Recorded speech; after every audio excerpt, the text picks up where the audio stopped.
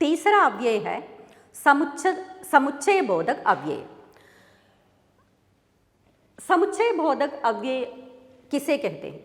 तो संबंध बोधक हमें मालूम है, संज्ञा या सर्वनाम का संबंध वाक्य के अन्य शब्दों के साथ जोड़ते हैं। समुच्चय बोधक क्या है कि दो शब्दों का या दो वाक्यों का या दो उपवाक्यों का, जिसे हम वाक्यांश भी कहते हैं, उनका संबंध जोड़ने के लिए जिन शब्दों का, जिन अवयवों का प्रयोग हम करते हैं, उसी को हम समुच्चय बोधक कहते हैं। देख लीजिए, कृष्ण तथा श्याम पढ़ रहे हैं। कृष्ण तथा श्याम, यहाँ ये तथा शब्द जो है समुच्चय बोधक है। हवा चली और पानी गिरा, ये और शब्द भी समुच्चय बोधक है। बाजार बंद है इसलिए मैं नहीं आया, इसलिए शब्द भी समुच्चय बोधक है। अगले देख लीजिए, वे सफल होते हैं जो परिश्रम करते हैं। यहाँ इस वाक्य में दो शब्द हैं, एक जो वे है और दूसरा जो है। ये दोनों शब्दों को हम समुच्चय बोधक कहते हैं। तो यहाँ तथा शब्द समुच्चय बोधक है, इस वाक्य में और शब्द समुच्चय बोधक है, इसलिए ये वे जो दोनों जोड़कर। तो यह हम देख लीजिए, अब कृष्ण तथा श्याम पढ़ रहे हैं। कृष्ण भी पढ़ रहे हैं और श्याम भी पढ़ रहे हैं। तो कृष्ण एवं श्याम दो शब्द हैं। इन दो शब्दों को जोड़ने के लिए जिस शब्द का, जिस अव्यय का प्रयोग हमने किया है वो है तथा। तो इस शब्द को हम क्या कहते हैं? समुच्चय बोधक कहते हैं। तो यहाँ जो है कि किनको जोड़ दिया है? शब्दों को जोड़ दिया है। लेकिन अगले वाक्य देख लीजिए, हवा चली और पानी गिरा। हवा एवं पानी को नहीं, हवा का चलना, पानी का गिरना, ये दोनों दो है ना, दो वाक्यांश है। इन दो वाक्यांशों को जोड़ने के लिए हमने और शब्द का प्रयोग किया है। तो और शब्द जो है समुच्चय बोधक है। तो पहले वाक्य में हमने क्या है? दो शब्दों को जोड़ दिया था, कृष्ण और श्याम को। कृष्ण भी पढ़ रहा है, श्याम भी पढ़ रहा है ना। तो कृष्ण तथा श्याम, तथा के बदले हम और शब्द का भी प्रयोग कर सकते हैं। कृष्ण और श्याम पढ़ रहे हैं, तो और शब्द जो है समुच्चय बोधक है। यहाँ ये समुच्चय बोधक का प्रयोग हमने किसके लिए किया है? दो शब्दों को जोड़ने के लिए किया है। लेकिन यहाँ हम देखो, हवा चली और पानी गिरा। हवा चली एक वाक्यांश है, पूरा वाक्य नहीं है, वाक्यांश है। पानी का गिरना वो भी वाक्यांश है, या उसे हम उपवाक्य भी कह सकते हैं। तो ये वाक्यांशों को जोड़ने का काम किया है और शब्द ने। तो और ये जो शब्द है इसे हम क्या कहते हैं? समुच्चय बोधक कहते हैं। तीसरा देख लीजिए, बाजार बंद है इसलिए मैं नहीं गया। बाजार बंद है, वो पूरा का पूरा एक छोटा सा वाक्य है। बाजार बंद है इसीलिए मैं नहीं गया, मैं नहीं गया। बाजार बंद है, मैं नहीं गया, ये जो दो वाक्य है, इन दोनों वाक्यों को जोड़ने के लिए जिस शब्द का प्रयोग किया गया है, इसलिए शब्द का प्रयोग किया गया है। तो इसलिए जो शब्द है वो समुच्चय बोधक है। तो यहाँ किसको जोड़ा गया है? वाक्यों को जोड़ा गया है। यहाँ उपवाक्य को जोड़ा गया है। ये देख लीजिए आप, वे सफल होते हैं जो परिश्रम करते हैं। यहाँ भी इसी तरह है, वे सफल होते हैं जो परिश्रम करते हैं। लेकिन यहाँ तथा और इसलिए की तरह सिर्फ एक शब्द नहीं है, बल्कि वे जो, इन दोनों शब्दों का प्रयोग किया है। इन दोनों शब्दों को हम क्या कहते हैं? समुच्चय बोधक कहते हैं। एक अलग तरीके का, अलग प्रकार का समुच्चय बोधक है, क्योंकि यहाँ दो जो वाक्य है, वाक्यों को ही जोड़ा गया है। सफल होते हैं, वे सफल होते हैं जो परिश्रम करते हैं, परिश्रम करते हैं, वो भी वाक्य है। लेकिन यहाँ एक वाक्य मुख्य वाक्य होता है, दूसरा वाक्य आश्रित वाक्य होता है। इसीलिए इन तीनों से थोड़े से भिन्न है, लेकिन जो भी हो वाक्यों को ही जोड़ा गया है। तो इस प्रकार देखा जाए तो समुच्चय बोधक की परिभाषा हम इस प्रकार कह सकते हैं कि जो अव्यय शब्दों, यहाँ कृष्ण तथा श्याम शब्द को जोड़ा है। वाक्यों, यहाँ दो वाक्यों को जोड़ा है। वाक्य खंडों, वाक्यांश, वाक्य खंड या उपवाक्य कहते हैं, को परस्पर मिलाने के लिए जिन शब्दों का प्रयोग हम करते हैं उसी को हम क्या कहते हैं?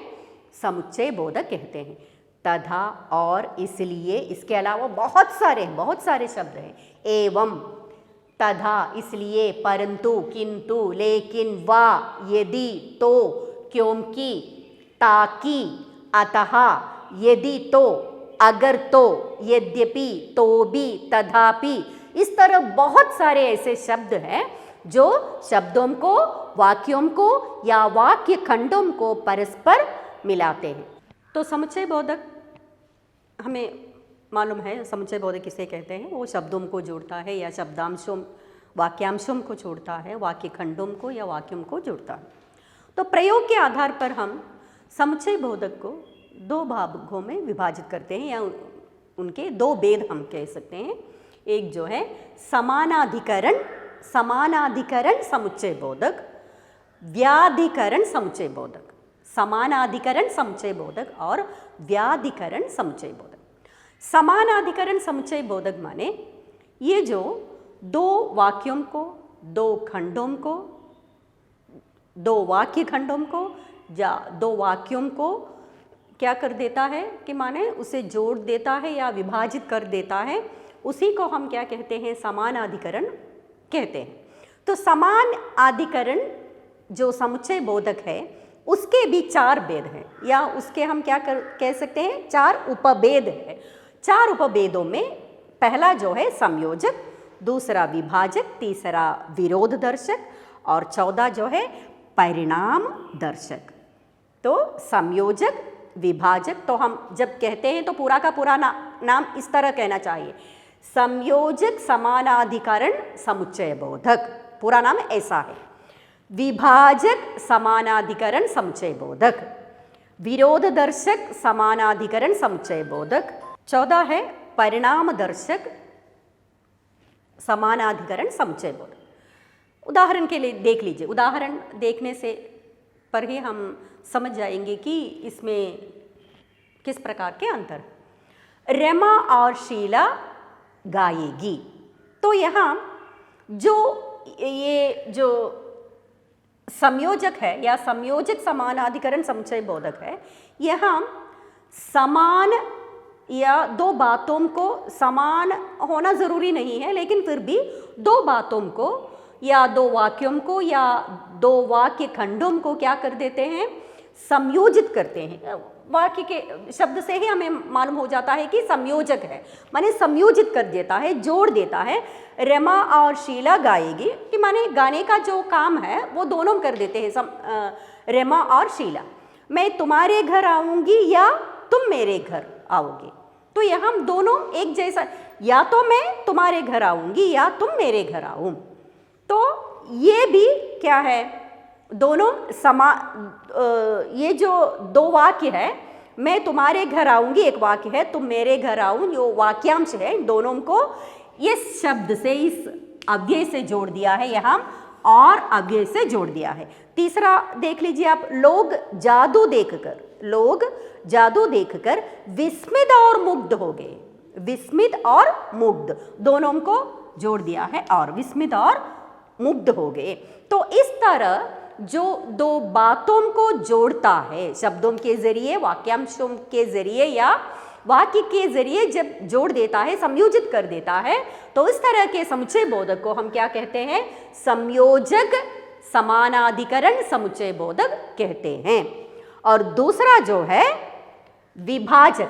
विभाजक माने दो बातें जरूर होती है लेकिन दोनों में से या तो एक का होना है, दूसरे का तिरस्कृत होना है, या तो दोनों का ही तिरस्कृत करना है। इस तरह के समुच्चय बोधक को हम विभाजक समुच्चय बोधक कहते हैं। उदाहरण के लिए, मैं आज आऊं या कल, दोनों नहीं होगा। यहाँ देख लीजिए आप, रमा और शीला आएगी, गाएगी, आएगी, जाएगी, माने दोनों आ जाएंगे। यहाँ दोनों में से किसी एक को हम एक्सेप्ट कर देते हैं, स्वीकार कर देते हैं, दूसरे को हम छोड़ सकते हैं। मैं आज आऊं या कल, या तो आज या कल, രണ്ടു നേരവും വരണ്ട, രാവിലെയും വൈകുന്നേരം പിന്നെ നാളെയും വരണ്ട, ഒന്നുകിൽ ഇന്ന് വരിക അല്ലെങ്കിൽ നാളെ വരിക. അപ്പോൾ ഒന്നിനെ സ്വീകരിക്കും, മറ്റതിനെ തള്ളിക്കളയും അല്ലെങ്കിൽ തിരസ്കരിക്കും, അല്ലെങ്കിൽ രണ്ടെണ്ണത്തിനെയും വേണ്ടാന്ന് വെക്കും. നോക്ക്, ചാഹെ ചായ് പിയോ ചാഹെ കാഫി, ഏതെങ്കിലും ഒന്ന്. ചാഹെ ചായ് പീനാ ഹെ, ഒന്നുകിൽ ചായ കുടിക്കുക അല്ലെങ്കിൽ ചാഹെ കാഫി. അപ്പോൾ ഈ ചാഹെ എന്ന് പറയുന്നത് ഇവ രണ്ടെണ്ണം വരുന്നുണ്ട്, ചാഹെ ചാഹെ. चाहे और चाहे यहाँ जो है विभाजक है. और भी बहुत सारे शब्द है विभाजक के. सूरज प्रिया से प्यार करता है, न तुमसे.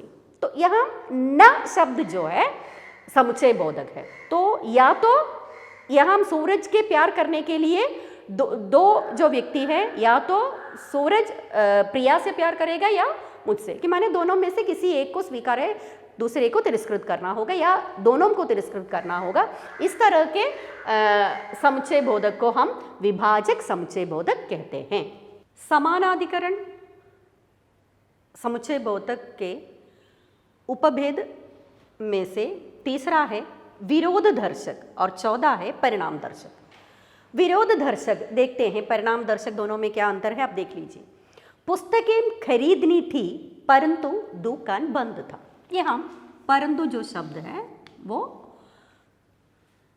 समुच्चय बोधक है. लड़का बुद्धिमान है पर नटखट है.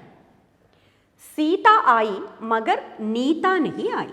देख लीजिए यहाँ पुस्तकें खरीदनी थी परंतु दुकान बंद है. यहाँ भी दो शब्दों को ज़्यादातर नहीं जोड़ा जाता है, ज़्यादातर वाक्य खंड या वाक्यांश या वाक्य को ही जोड़ा जाता है, लेकिन यहाँ दोनों दो विरोधी बात होते हैं.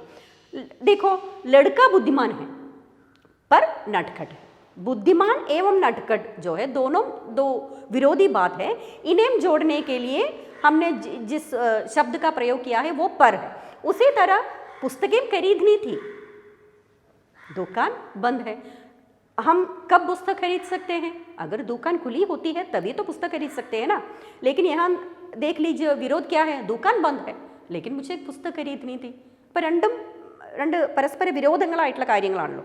तो इस तरह दो विरोधी बातों को दो वाक्यों से या उपवाक्यों से जब जोड़ते हैं उसी को हम क्या कहते हैं, विरोध दर्शक कहते हैं. ये हम देख लीजिए, सीता आई मगर नीता नहीं आई.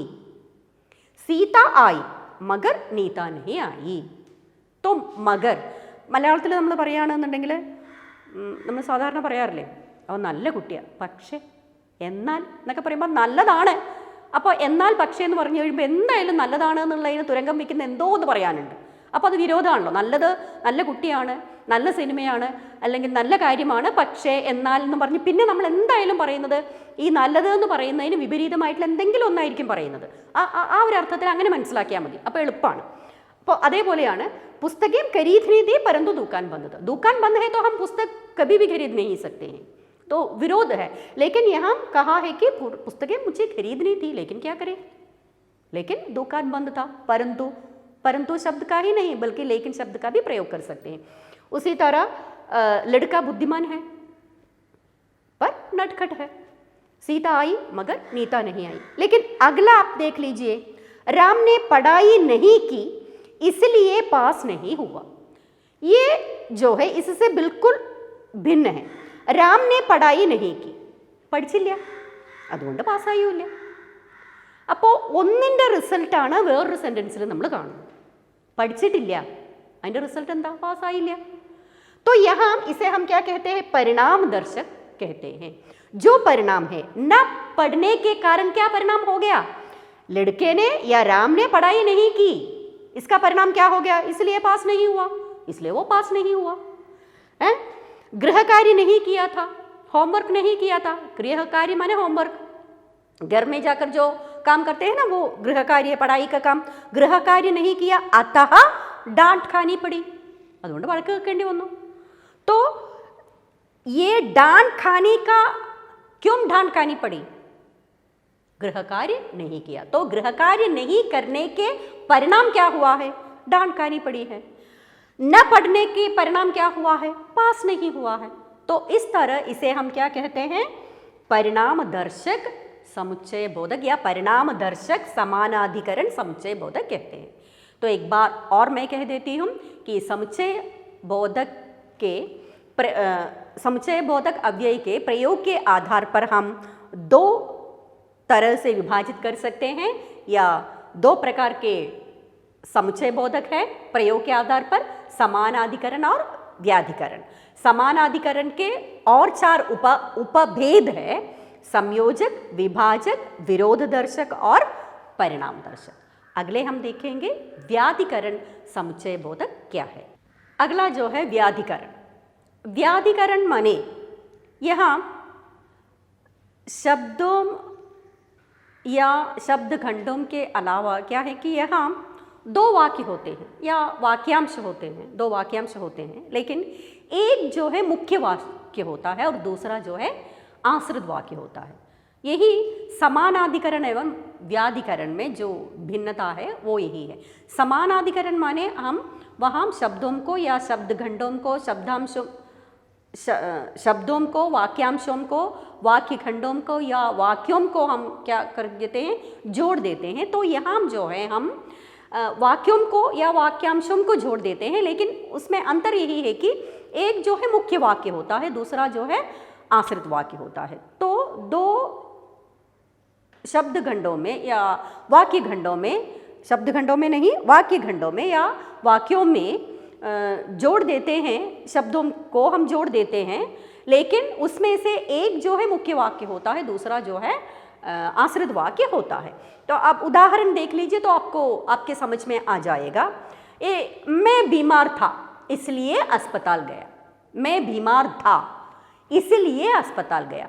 तो यहाँ मैं बीमार था जो है वो मुख्य वाक्य है, अस्पताल गया माने जो है वो आश्रित वाक्य है। तो इस तरह एक मुख्य वाक्य का और दूसरे जो है आश्रित वाक्य का होना यहाँ ज़रूरी है, और इसे हम 4 उपभागों में विभाजित करते हैं: कारणवाचक, संकेतवाचक, उद्देश्यवाचक, स्वरूपवाचक। कारणवाचक शब्दों से ही पता चल जाएगा कि माने ये क्या है। कारण को वाचक माने बताता है, कारण को बताता है। तो एक वाक्य में जो बात है उसका कारण क्या है वो जो है हमें अगले वाक्य से पता चल जाता है। देखो, मैं बीमार था इसलिए अस्पताल गया। मैं अस्पताल गया, इसका कारण क्या था? मैं बीमार था, है? तो नहीं तो मैं बीमार था इसलिए मैं कक्षा में नहीं आया। तो कक्षा में नहीं आने का कारण क्या था? मैं बीमार था। तो इस तरह एक वाक्य जो है उसका वो वाक्य घटने का कारण जो है दूसरे में हमें पता चल जाता है। तो अस्पताल जाने का कारण क्या है? मैं बीमार था। देखो, बच्चा रोता है क्योंकि वो भूखा है। बच्चा रोता है, उसका कारण क्या है? वो भूखा है, इसीलिए बच्चा रोता है ना। तो इस तरह एक वाक्य होता है और दूसरा जो उपवाक्य होता है वो उपवाक्य जो है उस वाक्य के होने का क्या है? कारण बन जाता है। तो उसे हम क्या कहते हैं? कारणवाचक कहते हैं। दूसरा आप देख लीजिए, संकेतवाचक। संकेतवाचक माने यहाँ कोई शर्त होती है या कोई संकेत होता है, നമ്മൾ പറയില്ല ഒരു ടിപ്പ് പോലെയോ അല്ലെങ്കിൽ ഒരു കണ്ടീഷനോ അങ്ങനെ എന്തെങ്കിലും ഉണ്ടായിരിക്കും। या तो एक संकेत दिया जाता है, एक वाक्य होता है, उस वाक्य के घटने का जो उपवाक्य होता है वो उपवाक्य या तो शर्त होता है या किसी भी तरह का संकेत होता है। ये देख लीजिए तीसरा वाक्य, अगर वे आते तो मैं खुश होता। तो यहाँ इसीलिए क्योंकि ये दोनों मैंने कहा था ये समुच्चय बोधक है। तीसरे में देख लीजिए, अगर वे आते तो मैं खुश होता। अगर वे आते तो मैं खुश होता। यहाँ ये तो जो शब्द है समुच्चय बोधक है। और देख लीजिए, अगर वे आते कंडीशनाണ്, अगर वे आते വന്നിരുന്നെങ്കിൽ എനിക്ക് വളരെ സന്തോഷമായേനെ। तो उनका आना जो है एक काम है, अगर वे आते तो मैं खुश होना। तो मेरी खुशी का कारण क्या है, उसका शर्त क्या है, उसका संकेत क्या है, मैं खुश होने का कारण क्या, संकेत क्या है? वो है उनका आना। अगर वे आते तो मैं खुश होता। 14 देख लीजिए, यदि पिताजी आते तो घुमाने ले जाते। तो यहाँ अगर तो आ गया है, अगर भी है, यहाँ यदि तो आ गया है।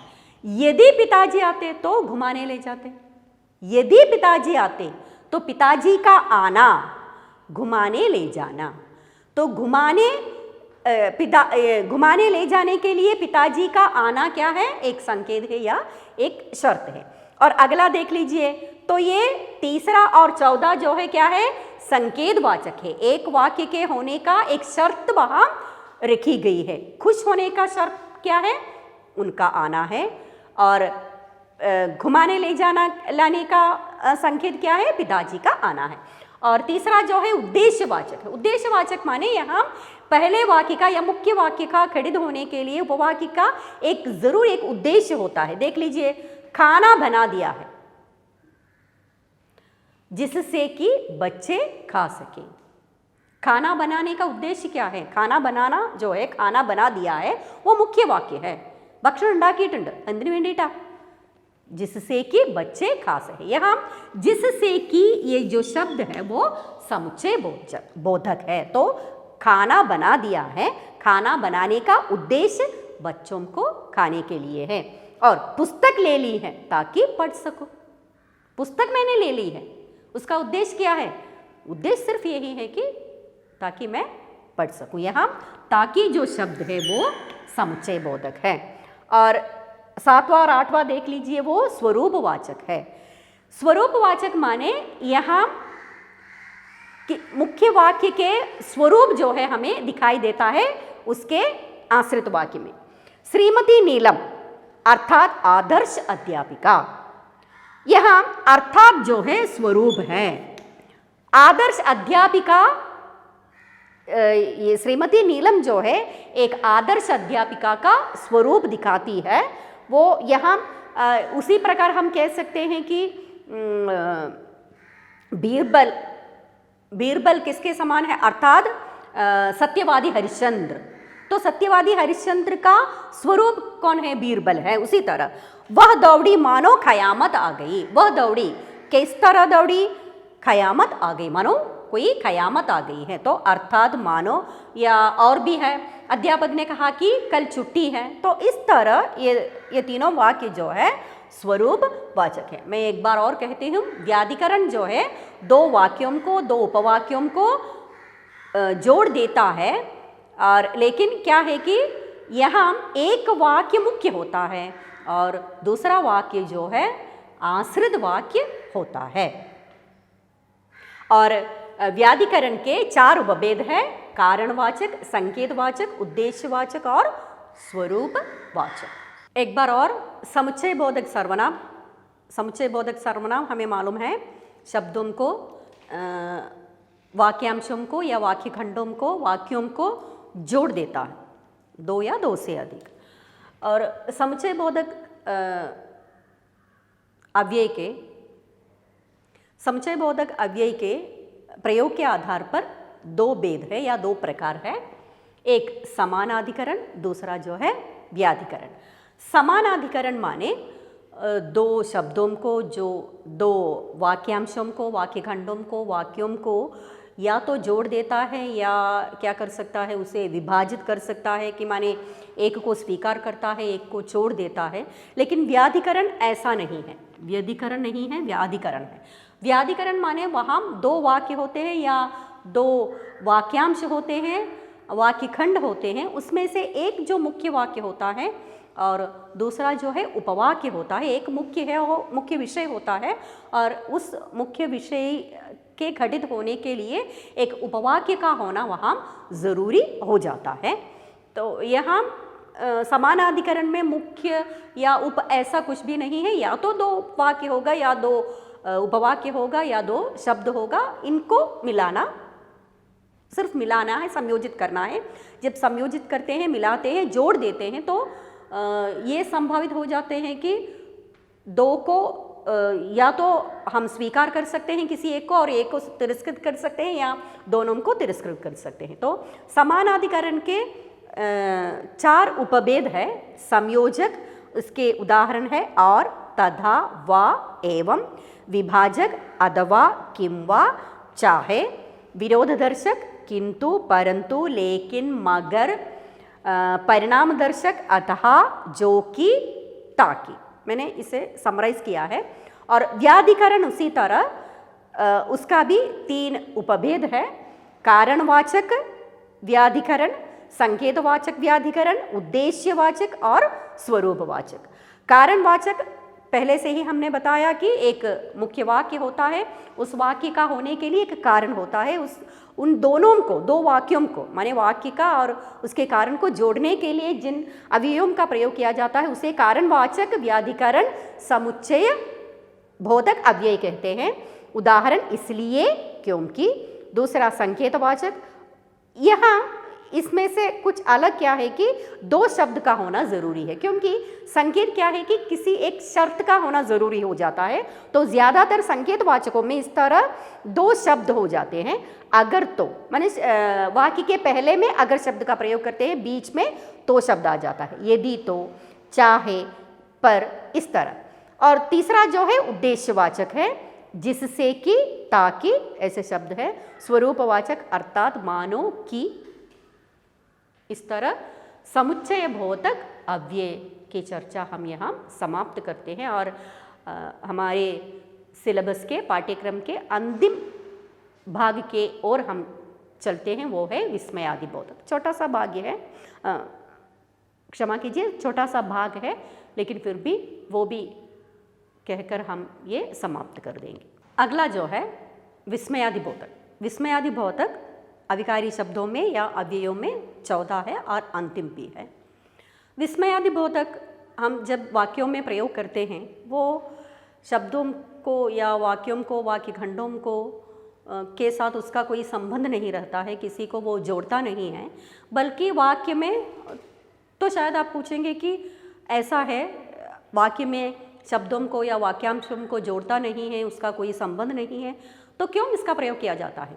वह सिर्फ इसलिए कि ये अव्यय या ये शब्द सिर्फ हमारे मनोभावों को व्यक्त कर देता है, कि हमारे अंदर कभी ऐसे, माने निरर्थक भी नहीं कह सकते हैं, ये हमारे अंदर के भावों को, अगर हर्ष है, आश्चर्य है, क्रोध है, घृणा है, तो इस तरह हमारे अंदर जो मनोभाव होते हैं, उन मनोभावों को व्यक्त करने के लिए वाक्य के पहले जिन शब्दों का प्रयोग हम करते हैं, उनको हम विस्मयादि बोधक अव्यय कहते हैं। तो विस्मयादि बोधक अव्यय क्या है?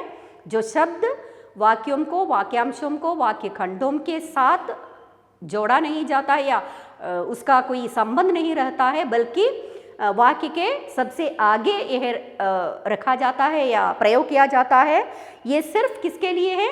मन के भावों को व्यक्त करने के लिए। कौन कौन से मन के भाव है? जिस तरह हमें मालूम है ना, हर्ष का बोध, हर्ष ना संतोष, हर्ष बोधक विस्मय शब्द है, विस्मय बोधक है या आश्चर्य बोधक है, शोक बोधक है, संगड़म, तिरस्कार, घृणा, क्रोध, स्वीकार, संबोधन, इस तरह बहुत सारे मनोभाव है जिनको व्यक्त करने के लिए हम कुछ शब्दों का प्रयोग करते हैं। उन्हीं को हम क्या कहते हैं? विस्मयादि बोधक कहते हैं। देख लीजिए, एक पहला जो है, आहा कितना मीठा आम है, तो ये हम या आहा कितना मीठा स्वर है उसका, किसी के गाना सुनकर हम कहते हैं कि आहा क्या बात है। तो वो आहा शब्द जो है हम हमारे मन के हर्ष को व्यक्त करने के लिए हम प्रयोग करते हैं। वो ध्यान देने की बात क्या है? वाक्य के सबसे आगे उसका प्रयोग करते हैं। और दूसरी जो बात है, आप देख लीजिए, इन सारे वाक्यों में वो विस्मयादि बोधक शब्द के प्रयोग करने के बाद हम आश्चर्य चिन्ह लगा देते हैं।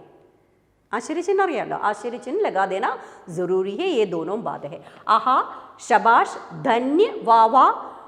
जब हम कोई गीत सुनते हैं ना, वाह वाह क्या बात है, कितना अच्छा मौसम है, तो इस तरह हमारे अंदर के जो हर्ष मनोभाव को व्यक्त करने के लिए जो शब्द का प्रयोग करते हैं वो है। और दूसरा आप देख लीजिए, वाह क्या मौसम है, ये जो है विस्मय को सूचित करने के लिए, विस्मय माने आश्चर्य को सूचित करने के लिए है। और तीसरा देख लीजिए आप, शोक को, हाय ये बेचारा घायल हो गया, ये देखो, हाय ये बिल्ली जो है घायल हो गई है, या ये आदमी जो है घायल हो गया है, कि माने हमारे मन के जो शोक है उसको व्यक्त करने के लिए हम काश काश अगर मैंने पहले जान लिया होता, काश मैंने पहले जान लिया होता। तो काश शब्द, ओ शब्द, हाय शब्द या हा ये सारे शब्द जो है हम मन के अंदर के जो दुख को या शोक को व्यक्त करने के लिए है। और 5वें देखिए, अबे ये क्या कर रहे हो, ये जो है किसके लिए है, हमारे अंदर के क्रोध को, हट हट चुप है। तो इस तरह अबे चुप क्यों, इस तरह के शब्द जो है हमारे अंदर के क्रोध को है। छठा देख लीजिए, शाबाश तुमने सुंदर चित्र बनाए, ये जो है शाबाश वाह वाह है, इस तरह के जो है किसके लिए है, स्वीकार या प्रशंसा के लिए। अच्छा अच्छा ठीक किया, ठीक है?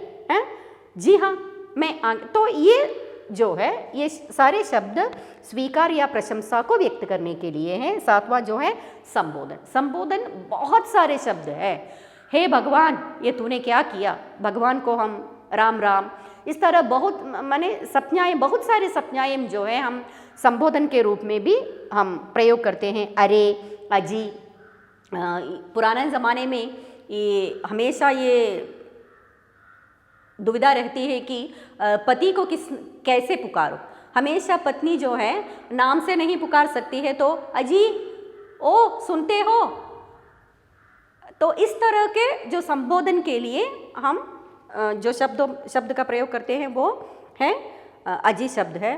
और चेतावनी देने के लिए या सावधान करने के लिए भी कई शब्दों का प्रयोग करते हैं।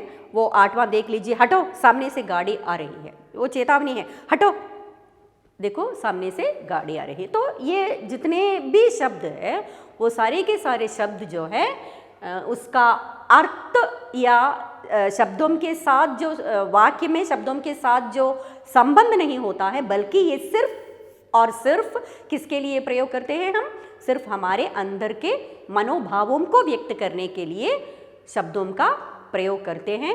और जब इन शब्दों का प्रयोग करते हैं तो 2 बात ध्यान देने के लिए हैं। एक जो है वो वाक्य में सबसे पहले लिखना चाहिए, दूसरा जो है वो शब्द लिखने के बाद जो है हम आश्चर्य चिन्ह लगा देते हैं, उसी के बाद ही हम वो वाक्य लिखते हैं। तो एक बार और, विस्मयादिबोधक माने, विस्मयादिबोधक शब्द वो शब्द है जो वाक्यों में या वाक्यांशों में हम उन्हें उनका संबंध जोड़ने के लिए प्रयोग नहीं करते हैं, बल्कि हम मनोभावों को व्यक्त करने के लिए ही इन शब्दों का प्रयोग करते हैं। तो हमने विस्मयादिबोधक अव्यय के बारे में चर्चा की है। कभी कभी क्या होता है ना, विस्मयादिबोधक अव्यय कभी कभी संज्ञा के रूप भी धारण करते हैं या संज्ञा के रूप में भी हम उसका प्रयोग करते हैं।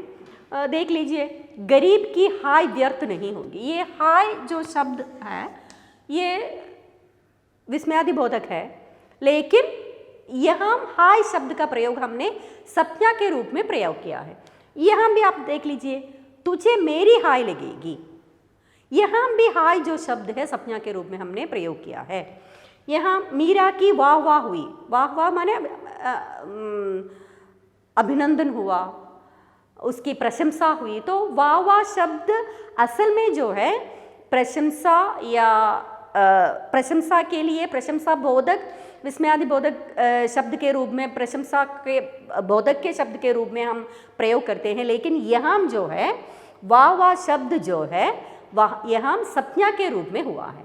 तो उसी तरह पहले वाक्य में हाय जो है हम साधारणतः हाय जो है शोक को व्यक्त करने के लिए प्रयोग करते हैं, लेकिन यहाँ हाय शब्द यहाँ बिना किसी अर्थ का नहीं बल्कि संज्ञा के रूप में इसका प्रयोग करते हैं। इस तरह हम हमारे व्याकरण का जितने भी पाठ्यक्रम है या पाठ भाग है वो सब हम इसके साथ हम समाप्त कर लेते हैं। आशा करती हूँ कि सबके समझ में आ गया होगा। धन्यवाद।